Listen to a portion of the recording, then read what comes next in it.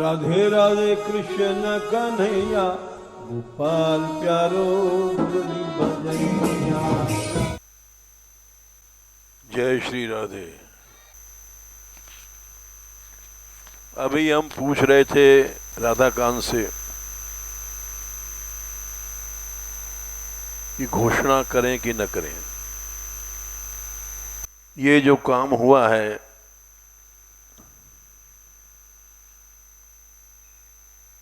कहने पड़ता है हो ही गया है। ये दुर्गम था और दुर्लभ काम था।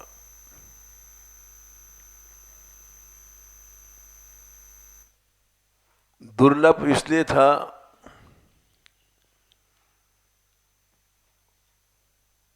कि आज तक किसी आचार्य ने इस स्थान को लिया नहीं।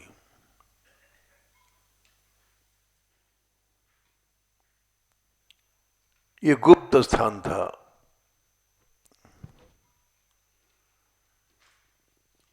और दुर्गम इसलिए था कि उसका बनाना मुश्किल है, असंभव था। पानी नहीं वहां बिल्कुल, और पहाड़ों में रास्ता नहीं।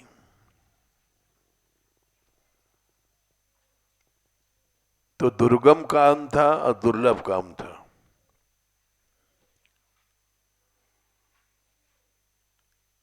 हमें शंका थी कि ये काम नहीं होगा, क्योंकि और सब स्थानों को तो जानते हैं,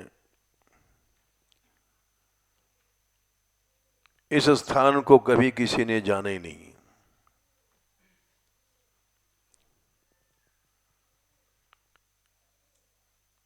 लेकिन ये महत्वपूर्ण स्थान था। स्वयं नारायण ने, लक्ष्मी नारायण ने राधा रानी के लिए ये स्थान बनाया था।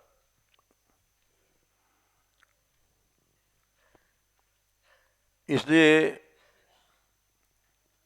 हमारी दृष्टि में सबसे महत्वपूर्ण स्थान था।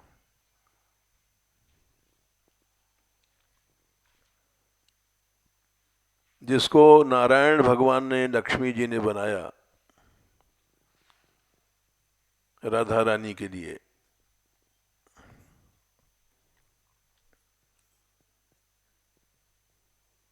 यात्रा जब से उठी है, जब से हम कहते तो थे यहां कभी कुछ करेंगे, वहां कोई यात्रा ही नहीं जाती थी आज तक। चाहे वो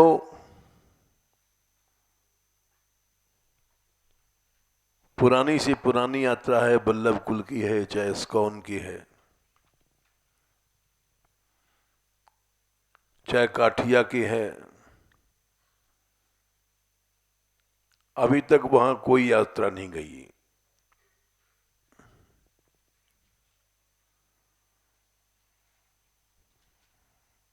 तो दुर्लभ स्थान और दुर्गम स्थान,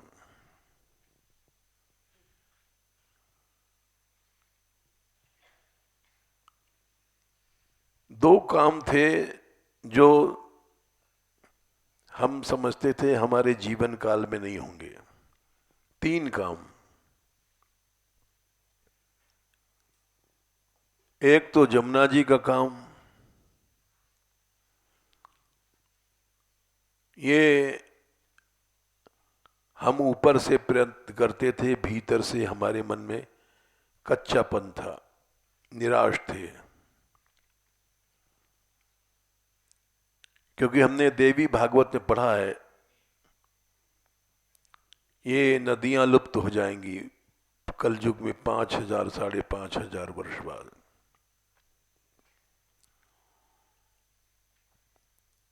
इसलिए भीतर से हमारा मन संदेह में था कि जाने हमारे जीवन काल में ये काम होगा कि नहीं होगा।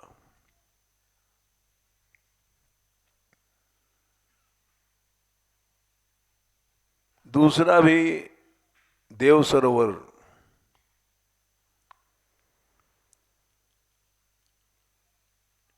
ये हमारे जीवन काल में मुश्किल है।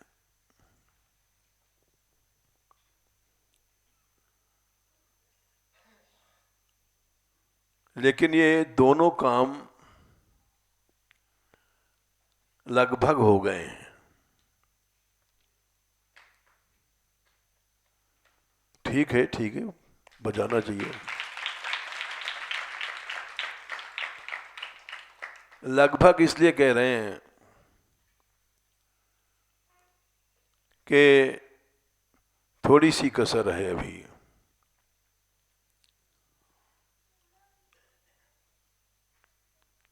ये क्यों हुआ हमारी समझ में नहीं आता।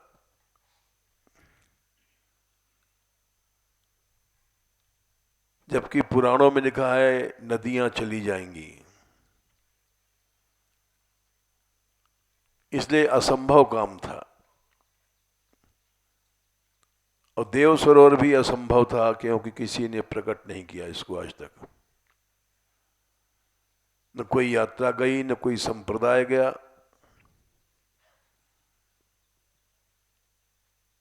पुरानी यात्राओं में बल्लभ कुल की है,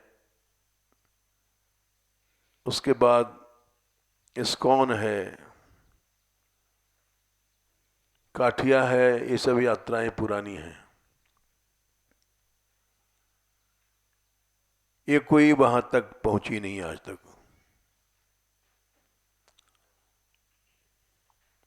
इसलिए इसको बनाने का न किसी ने प्रयत्न किया न सोचा। प्रयत्न इसलिए नहीं किया कि पहाड़ों में रास्ता नहीं, पानी नहीं, तो सरोवर कैसे बनेगा।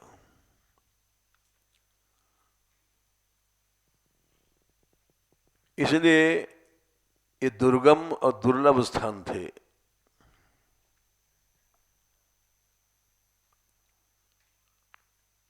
लेकिन ये ठाकुर जी की विशेष कृपा है।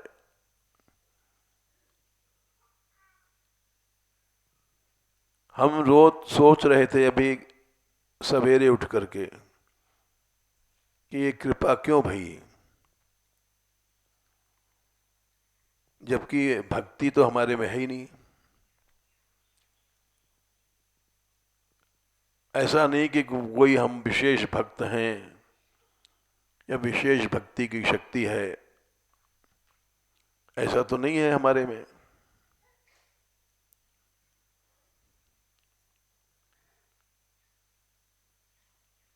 ये भाई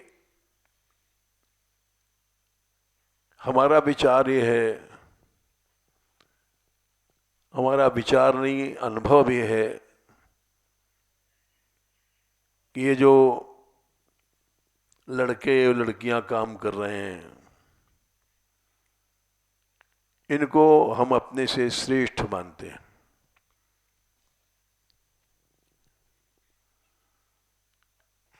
क्योंकि भक्ति वही शक्तिशाली होती है जो गुणातीत होती है, जिसको निर्गुणा कहते हैं। लक्षणम भक्त योगस्य निर्गुणस्य हृदयरतम, तीसरे स्कंद में 29वें अध्याय में शायद 12वां श्लोक है। अहितुक्य व्यवहिता या भक्ति पुरुषोत्तमे।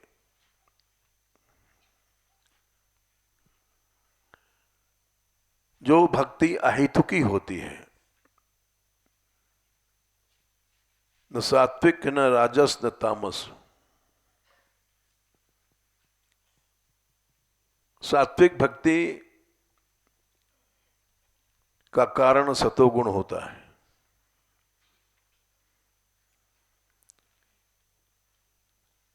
कर्म निर्हार या मुक्ति आदि उद्देश्य करके जो मनुष्य भक्ति करता है, वो सात्विकी भक्ति है।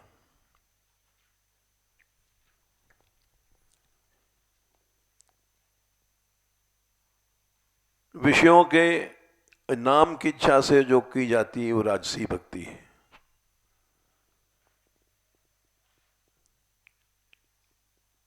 विषयान अभिसंधाय यश ऐश्वर्यमेव,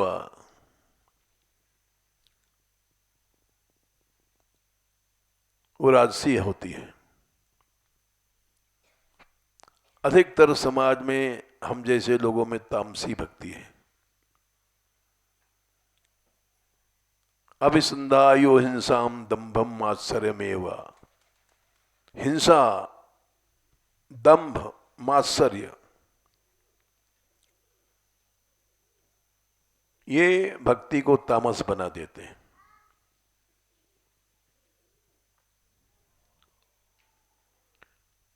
हिंसा क्या है? जान मारना हिंसा नहीं है, यश नष्ट करना।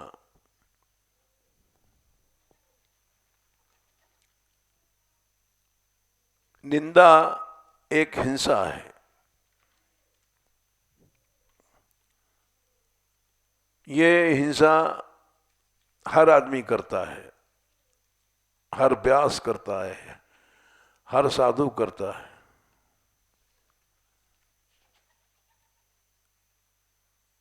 और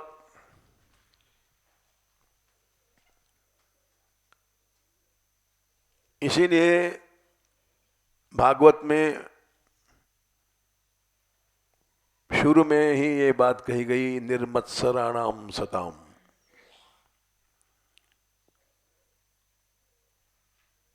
मात्सर्य छोड़ दो, होड़, द्वेष, तब तुम इस धर्म को समझोगे। करना तो बहुत कठिन है। धर्म प्रोचित कैतवोत्र परमो निर्मत्सराणाम सदाम।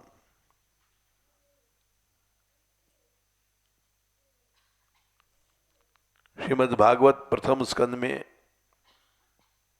पहले अध्याय में दूसरा श्लोक है।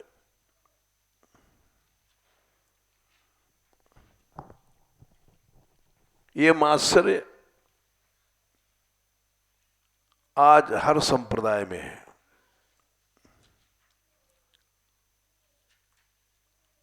क्यों? बड़े बनने की इच्छा।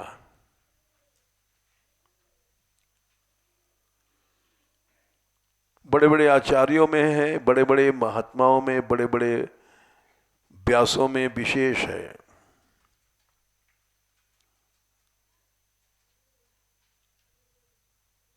मात्सर्य आया तो वो तामस हो जाती है भक्ति।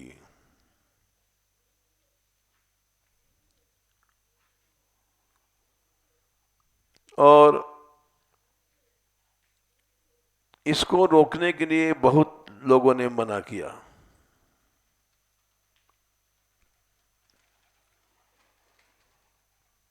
रामायण के अंत में जो लोग रामायण जानते हैं, जो नहीं जानते हैं उनकी तो बात छोड़ो।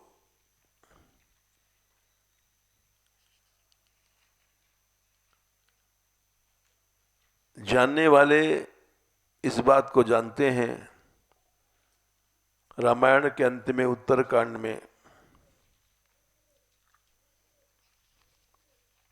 जहां रामायण समाप्त होती, 121वें दोहा में लगभग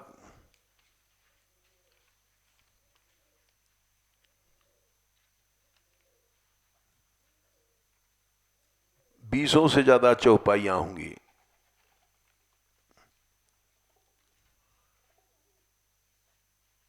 चालीस के आसपास होंगी।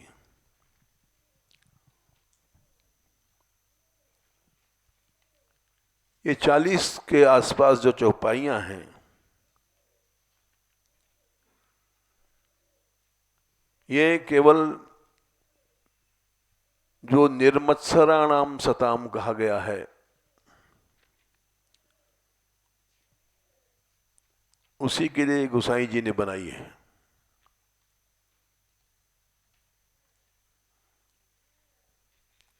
ये भक्ति का अवरोधक है।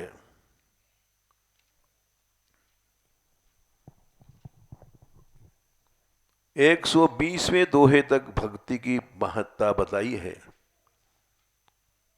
और मोरे मन प्रभु अस विश्वासा,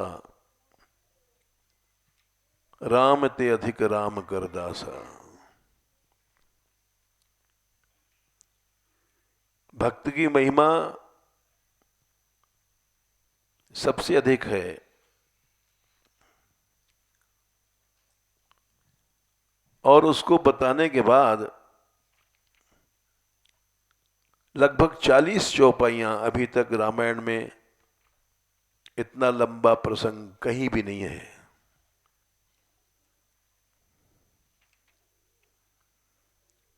सिर्फ इसीलिए है कि समाज से मात्सर्य हट जाए।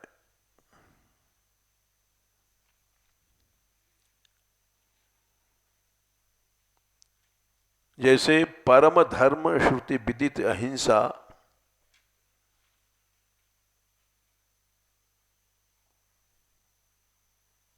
ये वहीं पर बताया गया है।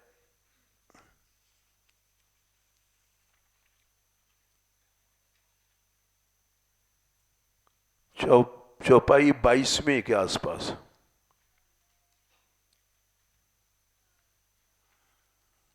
अहिंसा परम धर्म है।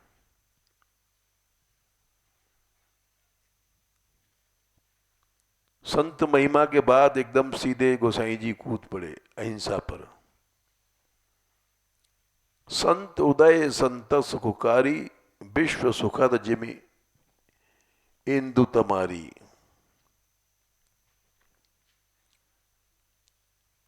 संतों का उदय सुख के लिए होता है और संतों से सारे विश्व को सुख मिलता है।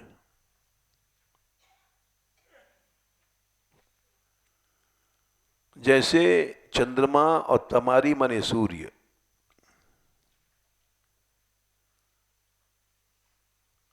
सूर्य और चंद्रमा से सारे संसार को सुख मिलता है।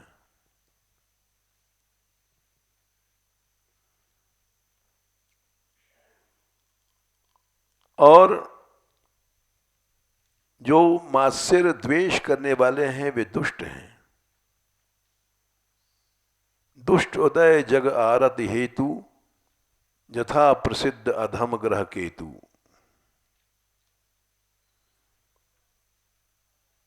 दुष्टों को उदय जैसे अधम ग्रह केतु होता है, वो जब निकलता है तो संसार में नुकसान होता है।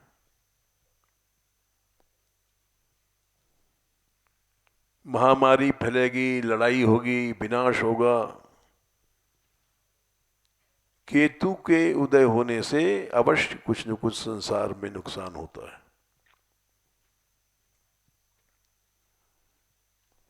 वैसे जो दुष्ट लोग हैं, हम जैसे लोग, वो उनसे केवल संसार को नुकसान होता है।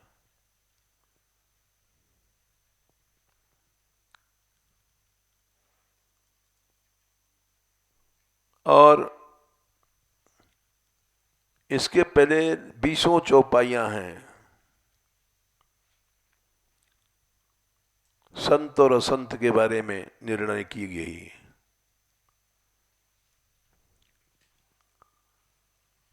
और संतों की महिमा बताने के बाद फिर ये चौपाई आई है, परम धर्म श्रुति विदित अहिंसा। सबसे बड़ा धर्म है अहिंसा।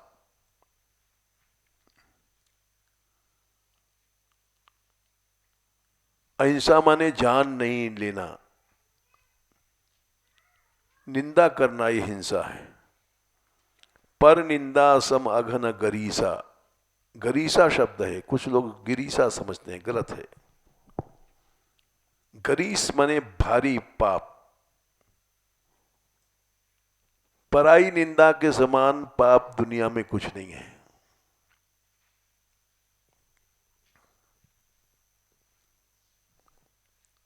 ये हर आदमी करता है।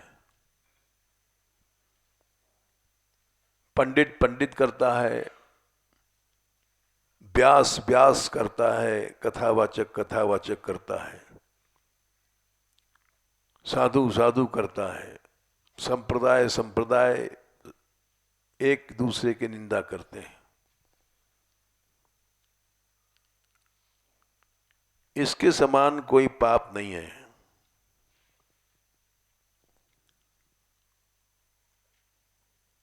और यही समाज में हो रहा है।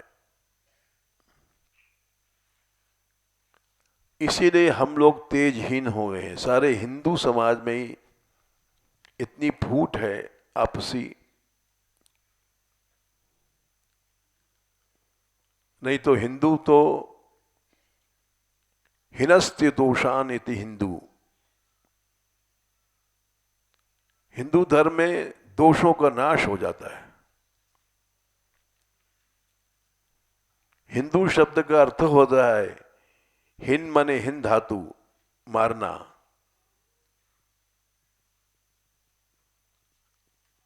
जो दोषों को नष्ट कर देता है वो है हिंदू धर्म।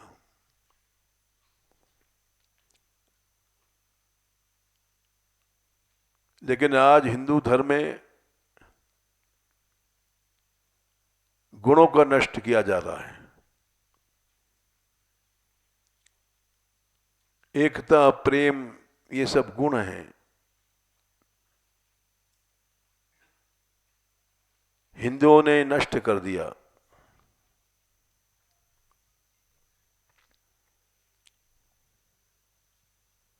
एक दूसरे की निंदा, आलोचना सब जगह यही दिखाई पड़ती है। पंडित समाज में चले जाओ, साधु समाज में चले जाओ, कहीं चले जाओ, सबसे बड़ा पाप किया जा रहा है पर निंदा सम अघन गरीसा। इससे बड़ा पाप हो ही नहीं सकता।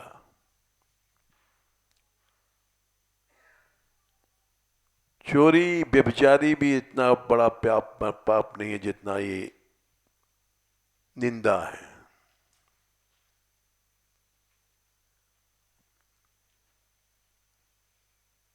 ये हम इसलिए कह रहे हैं कि हम जब आए थे 60 साल पहले,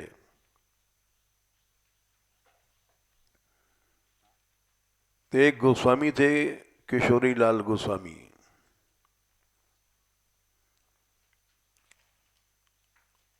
वो श्री जी के मंदिर में मिले थे हमें। बड़े ऊंचे गवैया थे, सिद्ध ग्वालिया बाबा के शिष्य थे। ग्वालिया बाबा जिनकी कथाएं लोग कहते हैं,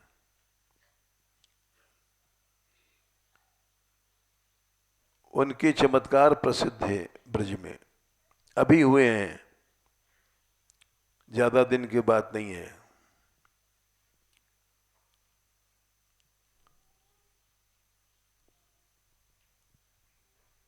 लगभग 110 साल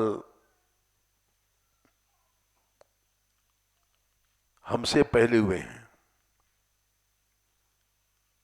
तो वो ग्वालिया बाबा के शिष्य थे, गवैया थे। उनकी हमारी मुलाकात हुई श्री जी के मंदिर में।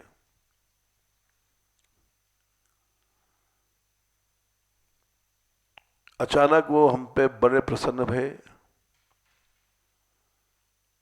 और पूछने लग गए, तुम लाला कहाँ रहते हो? हम छोटे थे, बहुत बुढ़े थे। हमने कहा मान मंदिर रहते हैं। बोले अरे महान मंदिर, चौंक गए, क्योंकि डाकुओं का अड्डा था किसी जमाने में। भयानक स्थान था यहाँ। अजगर सर्प भरे रहते थे। ये आंखों देखी बात है हमारी। रोज ये लोग ब्रजवासी लोग एक सर्प मारते थे।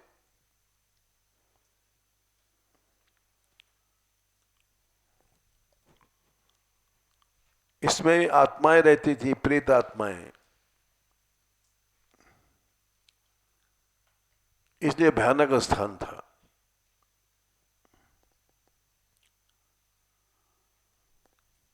तो उन्होंने कहा कि तुम वहां कैसे रहते हो लाला?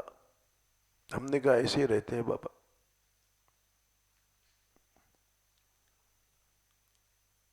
तो उन्होंने कहा था एक काम करना, साधु संग नहीं करना।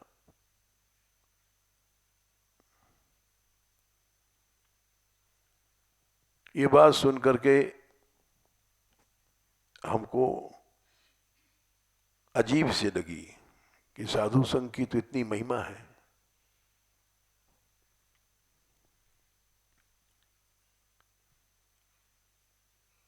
बोले अच्छा, तुम हमारी बात याद करोगे, तुम जाओ, जाया करो। हम संत समाज में जाते, हर पंगत में जाते थे, जहां भी पंगत होती।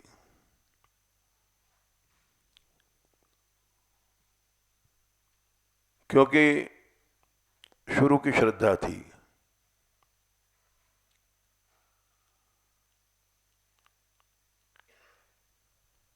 जहां भी जाते थे वो कहते थे लाला कृष्ण चर्चा कहीं नहीं है।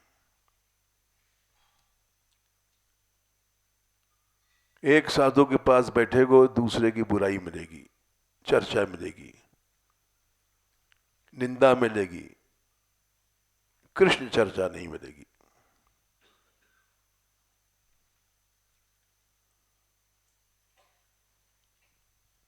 कुछ दिन देखने के बाद फिर हमने जाना बंद कर दिया।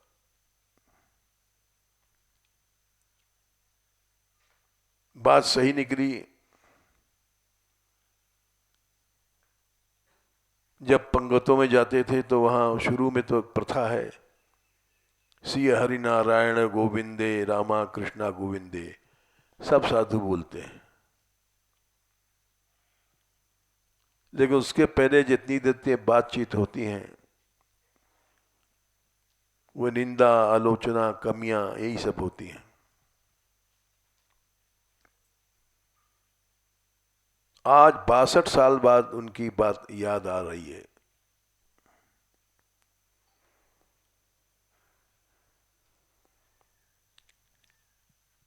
एक आदमी कीर्तन कर रहा है, दूसरा उसकी निंदा कर रहा है, एक कुछ नहीं जानता। एक आदमी कथा कह रहा है, दूसरा कहता है वो कुछ नहीं जानता। सब जगह यही बातें घुसी पड़ी हैं। कथा कहने वालों में, कीर्तन करने वालों में, सब जगह देखा। कीर्तन करने वालों में भी देखा हमने, हम लीड करें बाजा पर बैठ करके, इस पर झगड़ा होता है।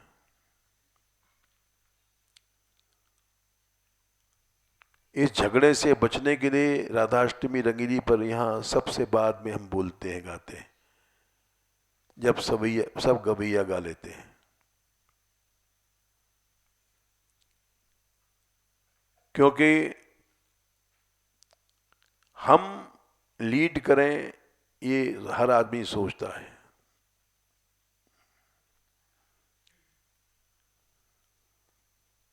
इस झगड़े में नहीं पड़ना चाहिए।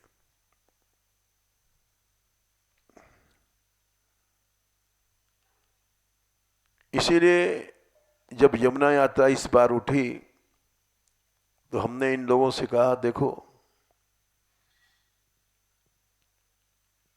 लीडरी के चक्कर में नहीं पड़ना।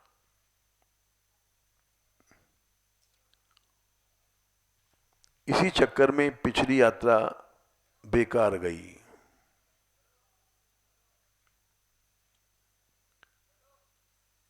ये दोनों आदमी मुख्य थे, राधाकांत और सुनीला,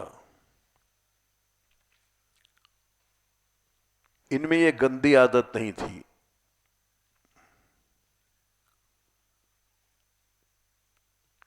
इसलिए ये यात्रा करीब करीब सफल हो चुकी है, जबकि हमने नहीं सोचा था हमारे जीवन काल में जमुना जी आएंगी। काम हो रहा है,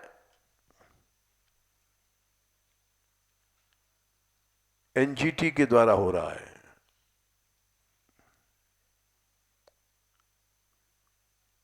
और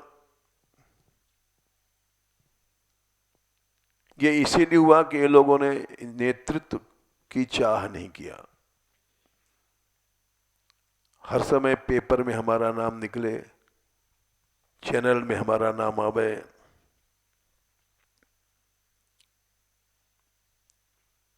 ये इच्छाएं आदमी को भगवान से दूर कर देती हैं।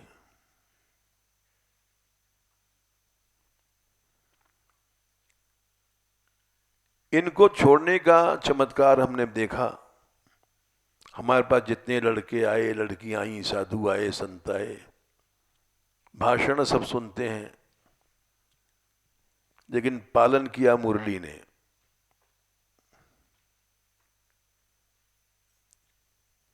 उसको न धन की इच्छा न नाम की इच्छा, मात्सर होता है इन्हीं इच्छाओं के कारण से।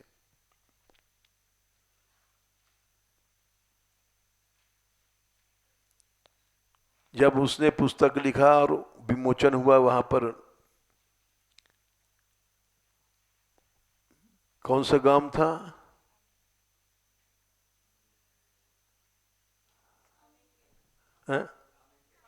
सामई खेरा में, तुमने सभा के बीच में कहा था, गुरु शरण जी आए थे और ऋषिकेश के महात्मा आए थे बड़े बड़े। हमने सभा के बीच में कहा, हमने ये लड़की पढ़ी नहीं लिखी नहीं,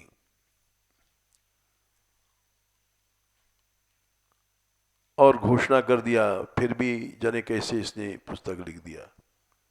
तो हमारी इस बात को गुरु शरणानंद जी ने काट दिया सभा के बीच में।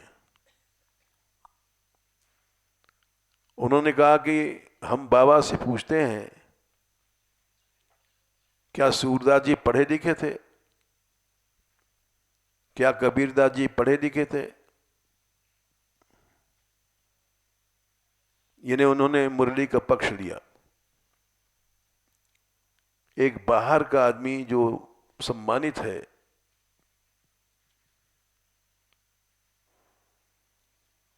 वो हमारी बात काट रहा है। हमने कहा ये लड़की पढ़ी नहीं लिखी नहीं।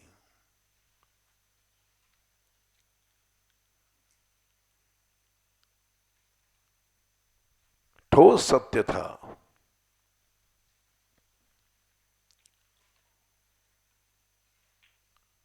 देखो,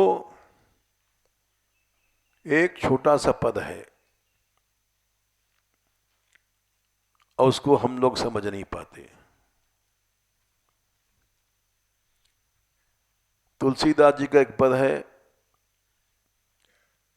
मैं तो जानी हरि पद रति नाही। बड़ा छोटा सा पद है,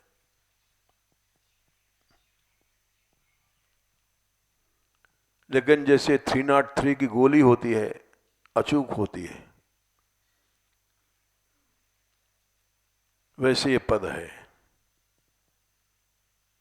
मैं समझ गया कि मेरे में भगवान का प्रेम नहीं है। मैं जानी हरि पद रति नाही।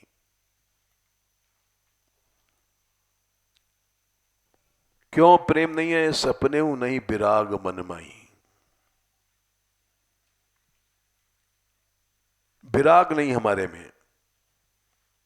विराग मने राग न होना।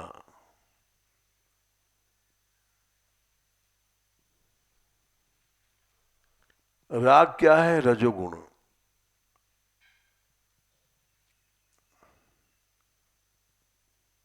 रजो रागात्मकम विद्धि तृष्णा संग समुद्भवम।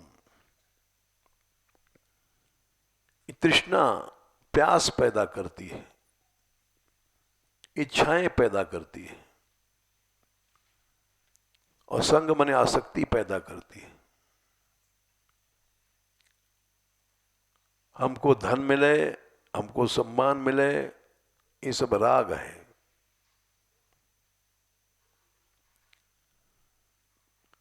जब तक राग है भगवान में प्रेम नहीं है, ये गोसाई जी कहते हैं।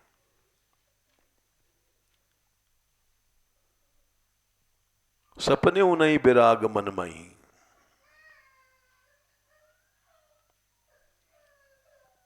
आगे कहते हैं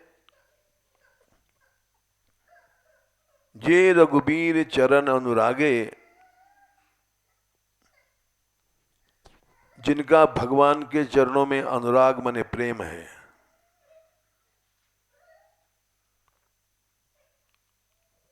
उनकी पहचान क्या है?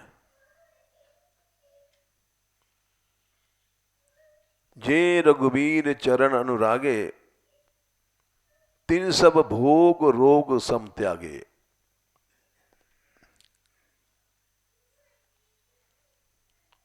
सारे भोगों को संसार के रोग समझ करके छोड़ देते हैं। ये भगवान के प्रेम की पहचान है।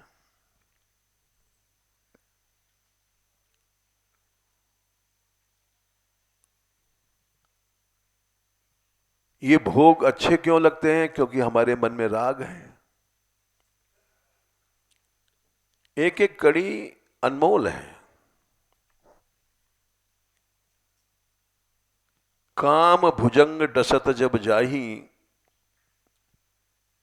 विषय नीम कटु लगत न ताही।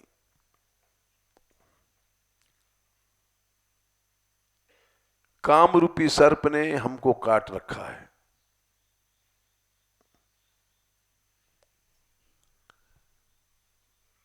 जिसको काम रूपी सर्प काट लेता है, उसको नीम की पत्ती खवाओ तो बड़ी मीठी लगेगी, वैसे खाता है जैसे मिठाई। ये हमने किया है, आंखों से देखा है। मानपुर में कई बार सर्प काट दिया लोगों को, तो नीम खिलाया हमने, इलाज करने गए थे जहर उतारने।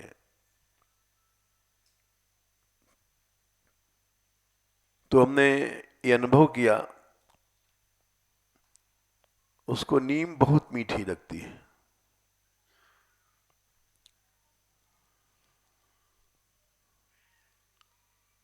क्यों मीठी लगती है? कि जहर इतना कड़वा होता है। जब शरीर में जहर में रोम रोम में चढ़ जाता है, तो उस कड़वाहट के कारण नीम मीठी लगती है। दुनिया की सबसे कड़ी चीज मीठी लगने लग जाती है, जहर इतना कड़वा होता है।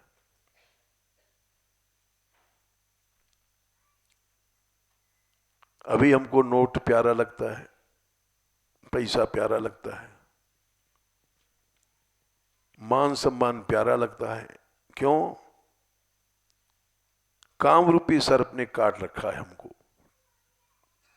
इसलिए ये सब चीजें अच्छी लगती हैं।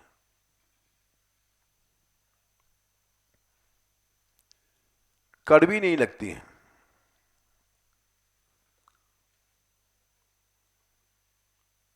कड़वी लगती तो इनको हम छोड़ देते। ऊपर से छोड़ रहे हैं, भीतर से इच्छा है। हम अपनी कमी बता रहे हैं, ये हमारा ढोंग है, ऊपर से छोड़ देते हैं।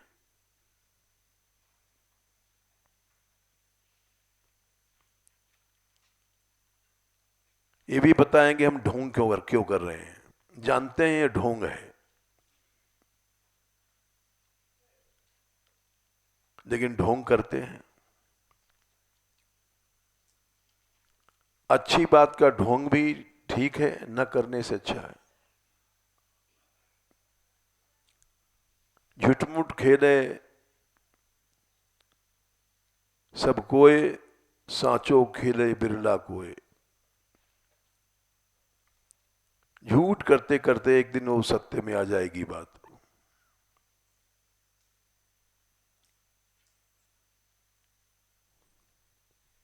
तो वो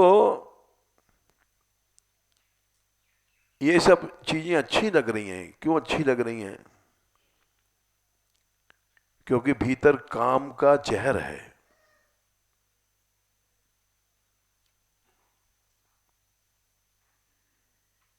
काम भुजंग जब दसत जब जाही, विषय नीम कटु लगत ताही। तो जब तक काम है, राग है, प्रेम नहीं आएगा। तो ये बड़ा असमंजस है। तीसरी कड़ी है असमंजस अस हृदय विचारी, बढ़त सोच नित नूतन भारी।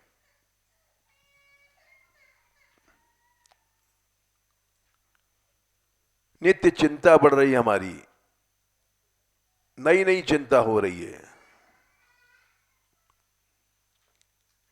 क्योंकि जब तक राग है, भगवान का प्रेम नहीं मिलेगा।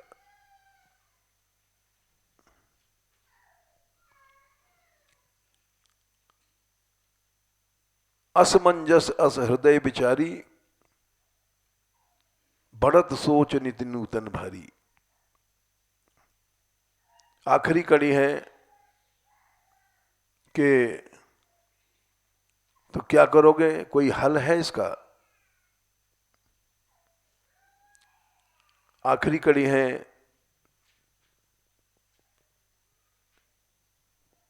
तब जब राम कृपा, क्या है पद?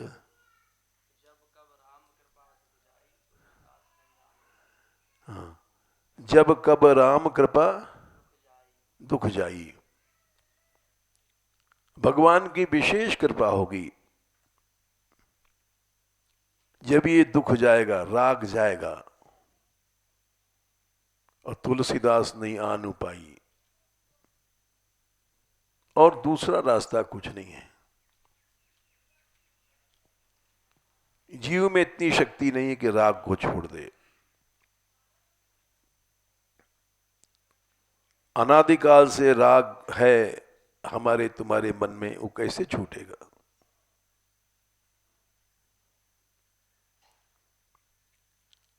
ये तो केवल जब कृपा होगी तब छूटेगा, नहीं तो नहीं छूटेगा।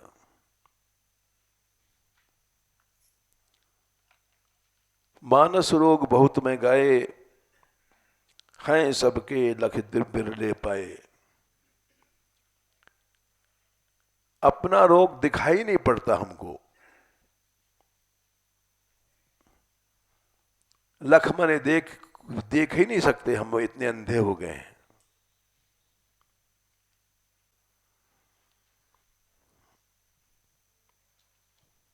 ये दोष दिखाई नहीं पड़ता।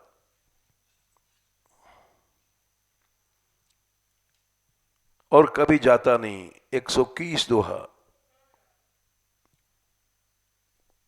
121 में दो दोहे एक साथ हैं।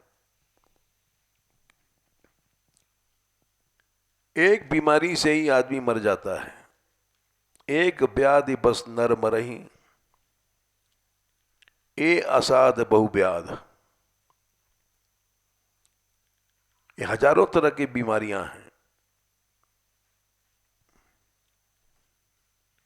पीड़ई संतत जीव कह सो की मिला है समाधि। समाधि माने शांति कैसे प्राप्त कर सकता है इस दुनिया में?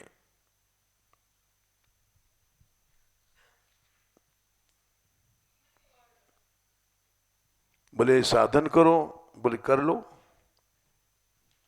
नेम धर्म आचार तप, ज्ञान यज्ञ जपदान। कोई कहता है नियम पालन करो, कोई कहता है धर्म करो, कोई कहता है आचरण करो उत्तम कर्मों का। कोई कहता है तपस्या करो, कोई कहता है ज्ञान करो, कोई कहता है यज्ञ करो, कोई कहता है जप करो, माला फेरो दिन रात।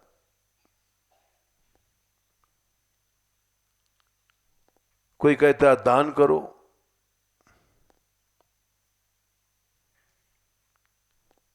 भेषज पुण्य कोटिन, करोड़ों दवाएं निकाला है महात्माओं ने, लेकिन नहीं रोग जाहि हरिजान। ये रोग नहीं जा रहा है।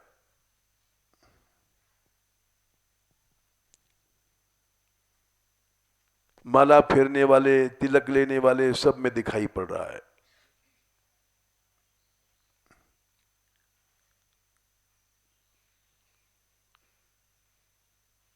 साधु समाज में ही ज्यादा पैसा मिलता है।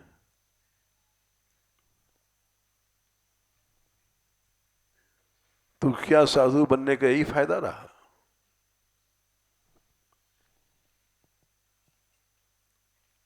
नुकसान रहा। विवेकानंद ने कहा था कि अध्यात्म में आने पर his living standard is being raised than die for. पहले जो उसका लिविंग स्टैंडर्ड था वो गिरा हुआ था, साधु बनने के बाद ऊंचा हो गया। यहां हम लोग बढ़िया माल घोटते हैं, बढ़िया प्रसाद पाते हैं,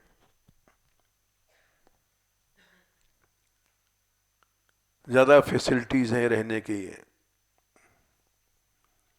ज्यादा सुविधाएं हैं,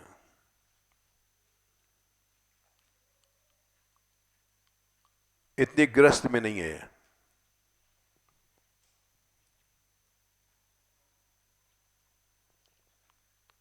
हम भिक्षा मांगने जाते थे तो ब्रजवासियों के यहां चटनी से रोटी खाते थे।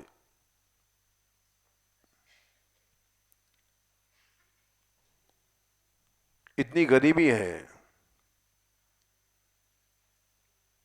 और कहीं कहीं तो देखा है रोटी भी नहीं मिलती गरीबों को।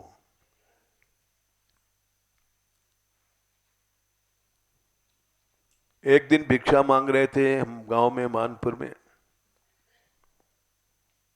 तो एक बुढ़िया थी, उसने रोटी दिया आधी और बोली, बाबा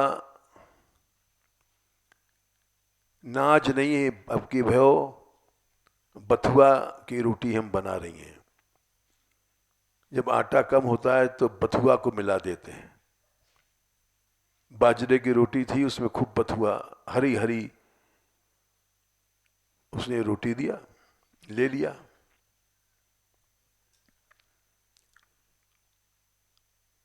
फिर हमने कहा, मैया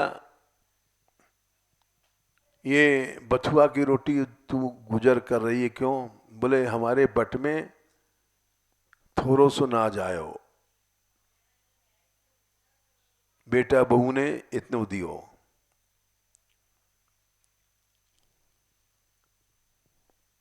फिर हम बगल के घर में, उसके बहू का था, बेटे का, वहां गए भिक्षा मांगने। तो राधे श्याम किया तो उसने पूड़ी दिया एक और थोड़ा सा हलवा। तो हम सोचने लग गए, बेटा बहू जाने कैसे पूड़ी खा रहे हैं, और मां को हिस्से में बट में उन्हें थोड़ा नाच दिया। एकदम वो घटना आज तक याद आई है, 50 साल पुरानी बात है।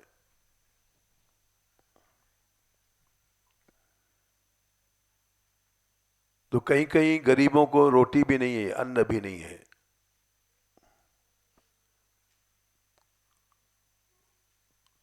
और हम लोग इतनी रोटियां फिर भी देते हैं कि कुत्तों को फेंकते हैं, बंदरों को फेंकते हैं। हम बल्कि कभी कभी कह भी देते हैं, भाई टोक देते हैं, लेकिन वो नहीं मानते, क्योंकि बंदर भगवान हनुमान जी के रूप है। उनसे कौन कहे।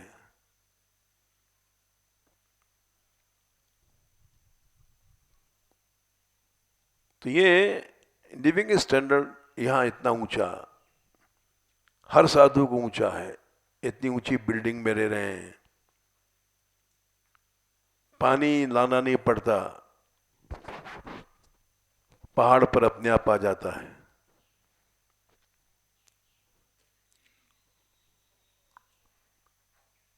मानस रोग नहीं जाते हैं।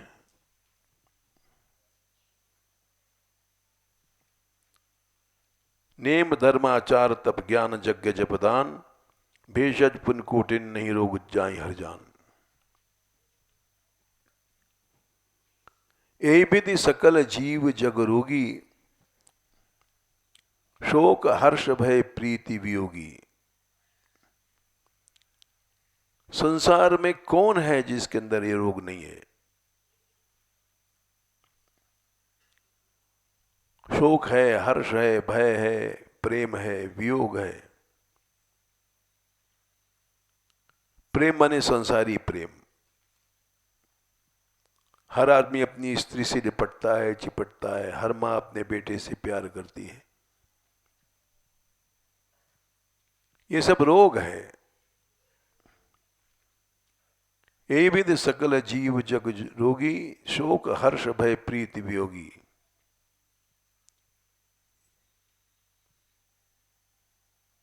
मानस रोग कछुक में गाए।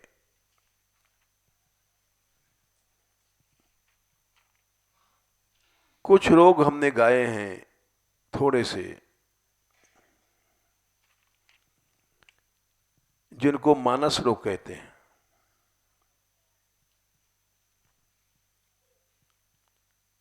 प्रश्न पूछा है, मानस रोग कहु समझाई, तुम सर्वज्ञ कृपा अधिकाई।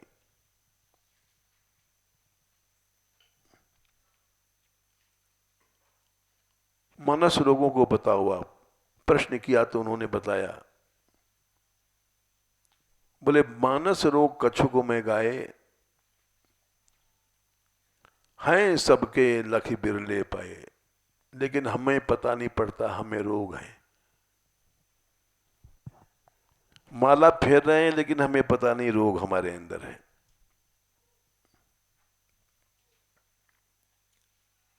दान कर रहे हैं, पता नहीं हमें अंदर रोग है। यज्ञ कर रहे हैं, पता नहीं हमारे अंदर रोग है। नेम धर्म आचार तब ज्ञान यज्ञ जपदान। उपाय कर रहे हैं, रोग नहीं जा रहा है।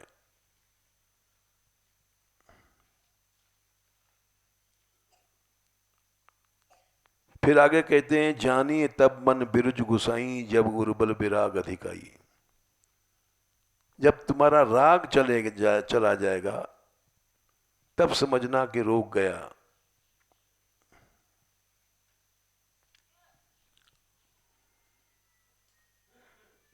तो ये हमारे यहां जो चमत्कार हुआ, जमुना जी का काम काफी अंश तक हुआ है। वो इसीलिए हुआ, इन लोगों ने इच्छाओं को छोड़ करके प्रयत्न किया। ये दुर्गम और दुर्लभ सरोवर जो बना, जो वहां पहुंचना ही मुश्किल था, बनना तो खैर असंभव है, और बड़ी आसानी से बन गया। 80 लाख की प्रोजेक्ट योजना थी। कुछ पैसा नहीं लगा, थोड़ा बहुत लगा। 200 आदमी पर हम परसों गए थे, देखा था, काम कर रहे थे। 100 लड़के और लड़कियां और साधु, कम से कम 50 साधु हैं यहां पर।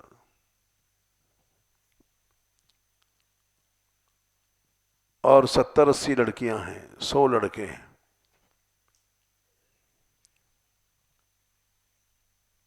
दो 200 अगर कम से कम मान लो, और 300 रुपए एक मजदूर लेता है।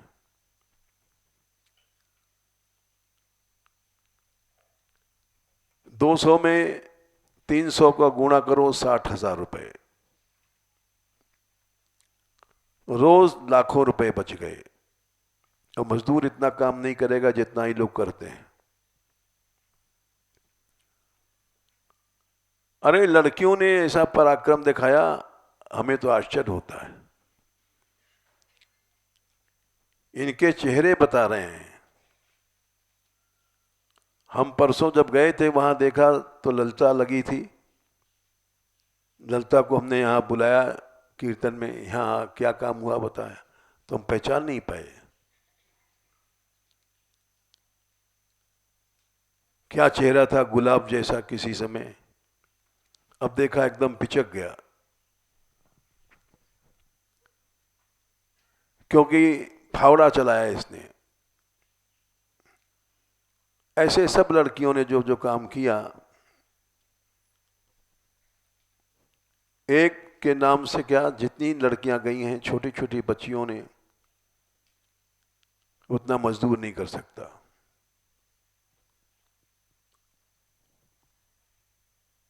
न तो साधु गए, चमत्कार की बात है। ये वही मान मंदिर है जब हम कहते थे यहां बुहारी लगा लो भाई, तो संत लोग कहते थे हमारा माला फेरने का टाइम है, हम माला फेरेंगे कि बुहारी लगाएंगे।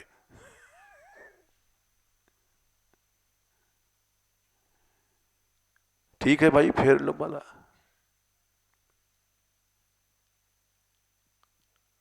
और वही साधु इस समय मान मंदिर के अड़ गए हैं वहां पर। यहां तक कि रात को मसाला नहीं था, सब संसार चोर है। ट्रॉली बजरी की कल नापा इन्होंने, तो जितना माल आना था उससे बहुत कम था। बीच में बजरी बेच देते हैं, दुकानदार मिले रहते हैं, लाने वाले चुपचाप बीच में बेच देंगे। ईंट मंगाओ, ईंट कहीं रख देंगे बीच में, इकट्ठी होती बेच देते हैं। सारा संसार चोर है। रात को एक ट्रॉली नापा इन्होंने, बहुत बजरी सैकड़ों मन कम निकली। फिर भी ये लोग काम में लगे रहे और अभी तक वो उस लोग नहीं लौटे। काम करके जाएंगे। ये जो भावना है, इस भावना से ये काम हुआ। न इसमें कोई हमारी तारीफ है, न थी, न है, न होनी चाहिए। यहां श्री जी ने ऐसा समाज बना दिया, ऐसे साधु बेच दिए। साधुओं को तो हालत क्या है ज्यादा बताना ठीक नहीं है। संत भगवान है, भोग लगा दो बस, उस समय भंडारे में सब आ जाएंगे। और काम करने के लिए सब भगवान चले जाते हैं।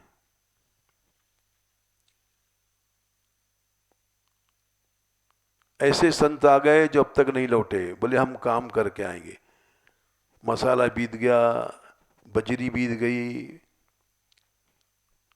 कंकड़ बीत गए, रात हो गई, फिर भी अभी अड़े बैठे हैं। भिक्षा मांग के सब खाते हैं। इसलिए इतना बड़ा चमत्कार हुआ। समय हो गया। ये श्री जी कृपा है कि ऐसे ब्रजवासी भेज दिए, ऐसे बालक बालिकाएं आ गई, इसलिए ये काम हुआ। जय श्री राधे, जय श्री राधे।